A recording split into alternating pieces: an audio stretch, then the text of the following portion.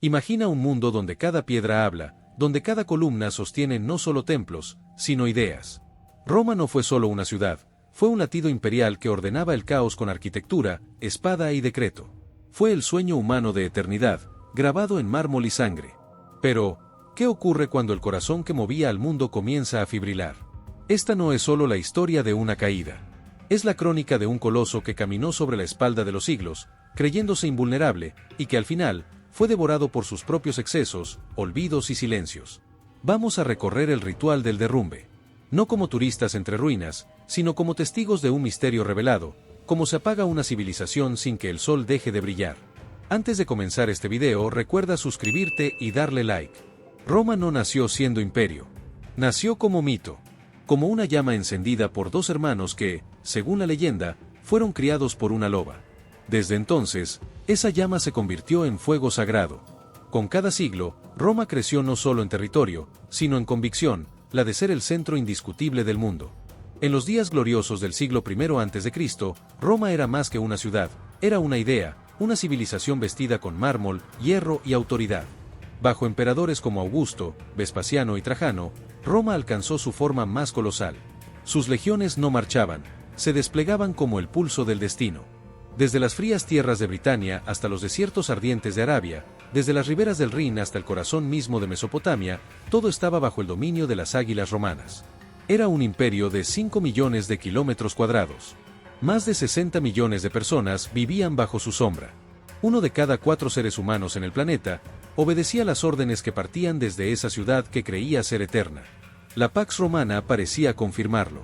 Carreteras pavimentadas serpenteaban por el continente conectando ciudades, mercados, templos y fuertes.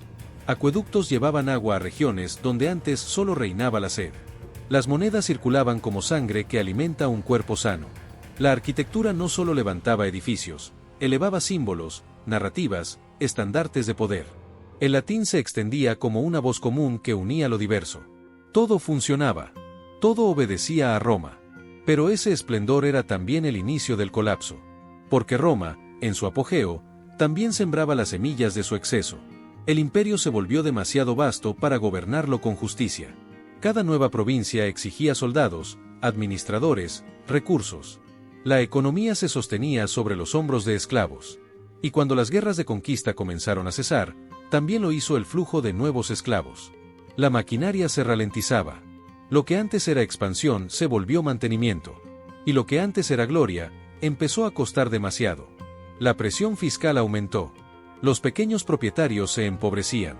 La moneda comenzó a perder valor. Para mantener viva la ilusión, el Estado adulteró su dinero, menos oro, menos plata, más cobre. Más inflación. La confianza en el sistema se esfumó. El saco de trigo que ayer costaba una moneda, hoy costaba 2. Y mañana, ¿quién sabía?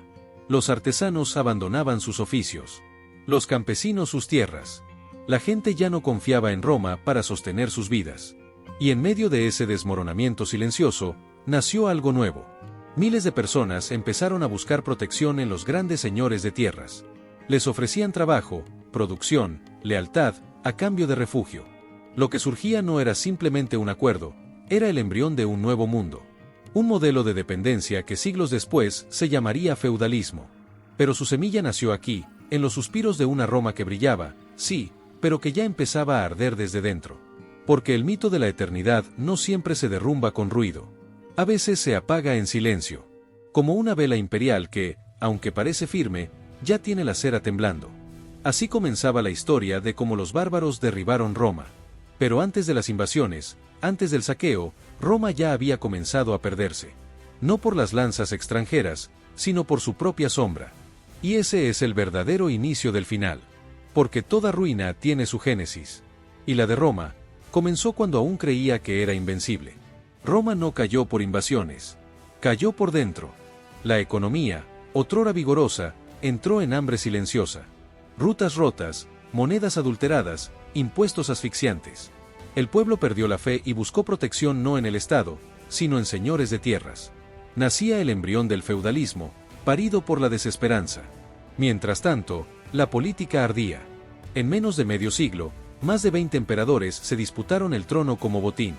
Legiones enfrentadas entre sí, provincias convertidas en campos de guerra civil. Roma dejó de ser unidad. Empezó a deshacerse como un estandarte mojado. La división del imperio fue la respuesta. Oriente estable, organizado, rico. Occidente vulnerable, mal financiado, acosado. Y aunque aún no habían llegado en masa, los bárbaros ya olían el humo del coloso. Porque antes del saqueo, Roma ya ardía. Y sus ruinas no comenzaron en los muros, comenzaron en el alma. Durante siglos, Roma vio a los bárbaros como sombras sin cultura. Pero cuando el imperio empezó a fracturarse, esas sombras tomaron forma. Godos, vándalos, hunos, no eran hordas sin ley, sino pueblos con historia, propósito y estrategia. Algunos incluso sirvieron en el ejército romano. Lo que comenzó como migración se volvió presión. Y esa presión, avalancha. Los hunos fueron el detonante.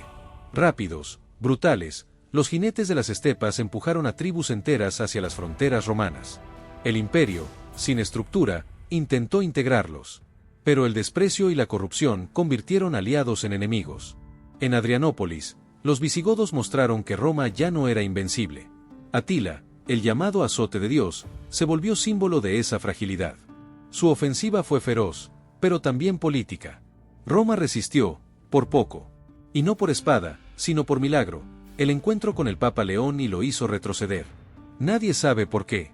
Pero Roma fue perdonada, aunque ya estaba herida en el alma. Alarico lo confirmó en el año 410. Roma fue saqueada por quien antes fue aliado. El mundo tembló. No fue solo robo, fue ruptura del mito. Décadas después, Genserico completó el símbolo. Saqueó Roma con precisión quirúrgica. Oro, reliquias, poder. Todo se fue. La ciudad seguía en pie, pero vacía. El imperio, colapsado. Y llegó el acto final. En 475, Rómulo Augustulo fue coronado. Un adolescente con nombre de origen y gloria. Pero sin ejército, sin autoridad. Al año siguiente, Odoacro lo depuso. Sin sangre. Sin resistencia.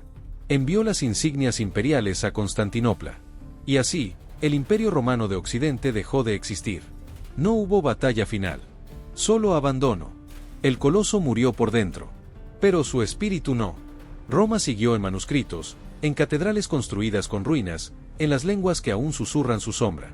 Porque aunque las águilas dejaron de volar, aún hay quienes escuchan su eco. Cuando el polvo se asentó y los estandartes imperiales fueron doblados para siempre, Roma no desapareció. Murió la forma, pero no el mito. La ciudad saqueada se transformó en monasterio, en idioma, en ley. Cada piedra caída sirvió de cimiento a un nuevo mundo. Cada templo profanado se convirtió en altar de otro orden. Porque Roma, aún rendida, susurraba en el oído de cada reino que vino después. Sus errores enseñaban. Sus glorias inspiraban. Y su caída, advertía. Que ningún imperio es eterno, y que todo coloso lleva dentro la semilla de su descomposición. Hoy, al mirar sus ruinas, no vemos solo lo perdido. Vemos lo que permanece. Y al caminar entre sus columnas quebradas, aún podemos escuchar, si el silencio es profundo, el eco de las águilas. Como siempre, si les gustó este video, no olviden suscribirse y dejar su like. Nos vemos en el próximo video.